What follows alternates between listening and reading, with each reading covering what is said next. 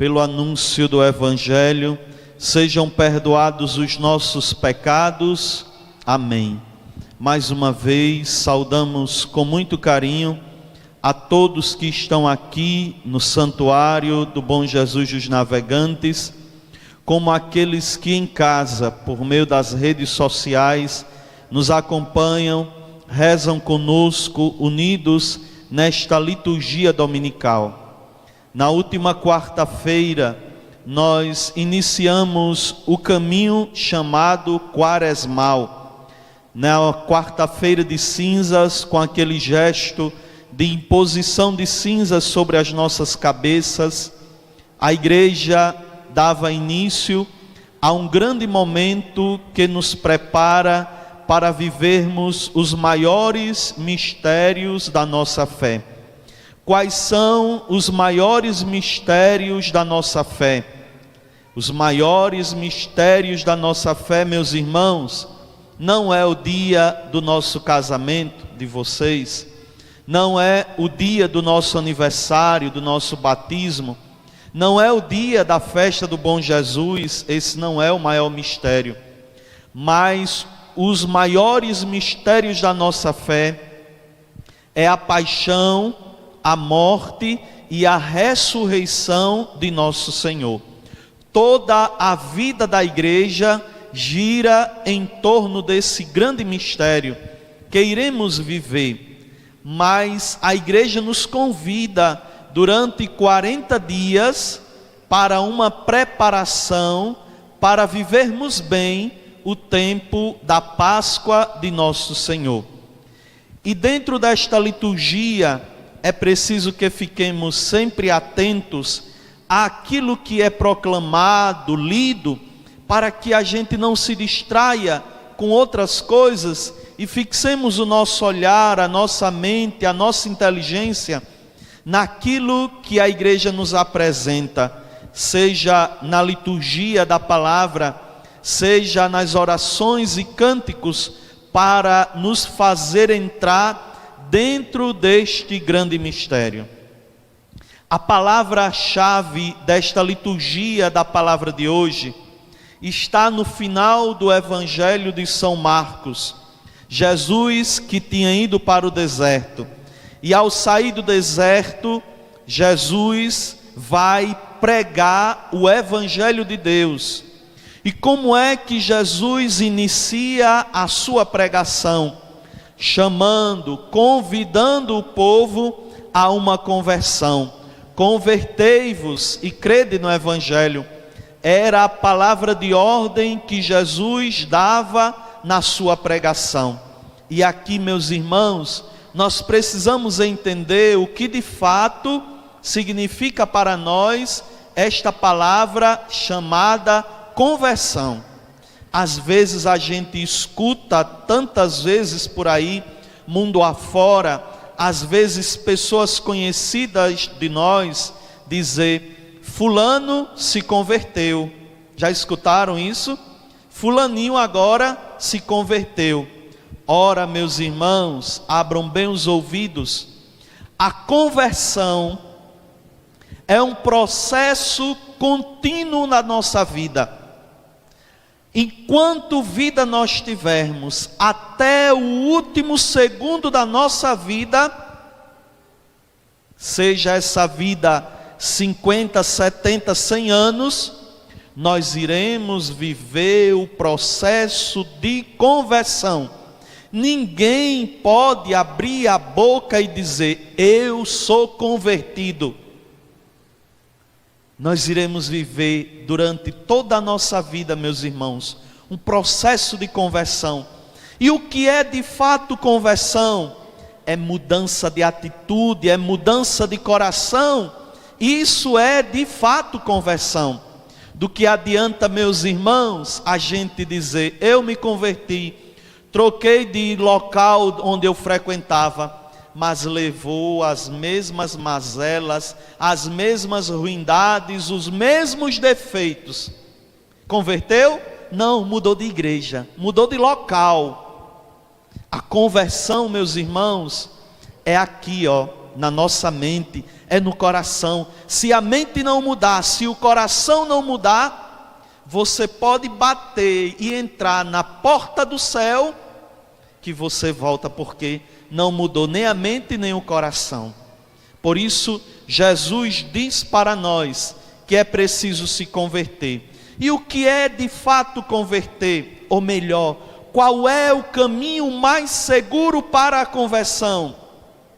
A igreja nos ensina, neste tempo quaresmal, 3 atitudes muito importantes que nós escutamos na quarta-feira de cinzas, quando o padre leu o Evangelho e dizia para nós 3 coisas que Jesus advertia. E o processo de conversão se dá principalmente por meio da oração.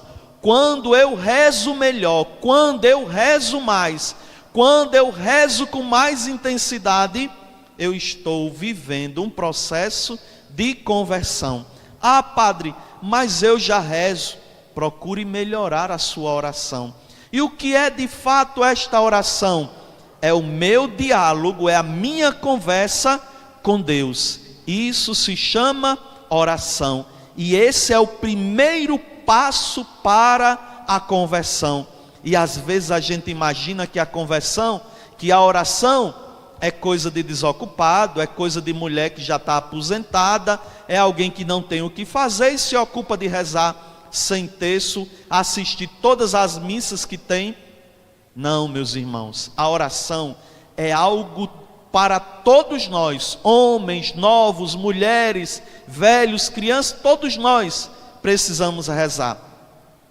Um carro não anda sem combustível. Uma pessoa não vive sem se alimentar. Um cristão de verdade não vive sem a oração. E essa oração, ela se dá em qualquer momento da nossa vida. Segundo passo para a conversão, a caridade. Viver a caridade. E o que é viver a caridade, meus irmãos? O que é fazer a caridade? Caridade aqui não é só dar de comida a quem está passando fome, não é só dar de vestir a quem está precisando de roupa, mas caridade é, antes de tudo, abrir os ouvidos para escutar o problema do outro. Caridade é ajudar o outro, é ser solidário com o sofrimento do outro. Caridade é estar disponível para ajudar o outro.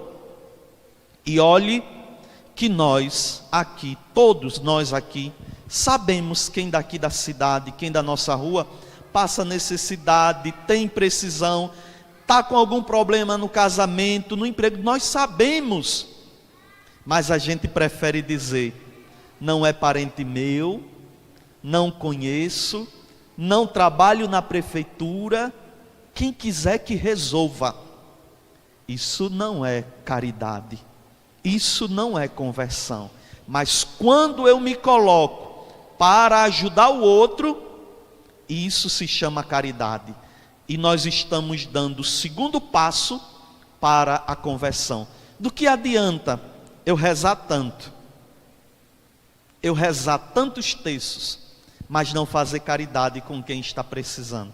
E essa caridade, abram bem os ouvidos, essa caridade começa em casa. Como? Alguém dentro de casa, o marido que é enjoado, não merece que eu me dedique a ele, mas eu vou cuidar. Isso se chama caridade. O filho que dá trabalho, o vizinho que é insuportável, no trabalho alguém quer passar por cima de mim, mas eu vou amar, eu vou zelar, eu vou rezar. Isso se chama caridade. Terceiro passo para a conversão que Jesus pedia: a penitência. Nós sabemos o que é penitência. Às vezes, como nos ensina a igreja, se abster da carne, se abster de algum alimento na sexta-feira. Nós sabemos muito bem viver essa penitência. E às vezes até essa penitência do alimento nos ajuda também esteticamente, principalmente quem está fofinho, a baixar um pouquinho. Não é verdade? Estou doido para fazer minhas penitências, para ver se eu também fico mais sequinho. Mas, meus irmãos, a maior penitência que nós precisamos fazer é a da língua. Nós precisamos fazer a penitência de manter a nossa língua mais dentro da boca. Graças a Deus que hoje tem coisa para tapar a boca. Mas a maior penitência é eu conservar a minha língua dentro da boca. Por quê? Porque é a língua que calunia, é a língua que xinga, é a língua que diz palavrão, é a língua que espragueja o outro, é a língua que mata o outro. Às vezes a gente dizia que é melhor uma pisa do que a mãe estar falando o dia todinho. Ou seja, é a língua. Nós precisamos conservar mais a nossa língua dentro da boca.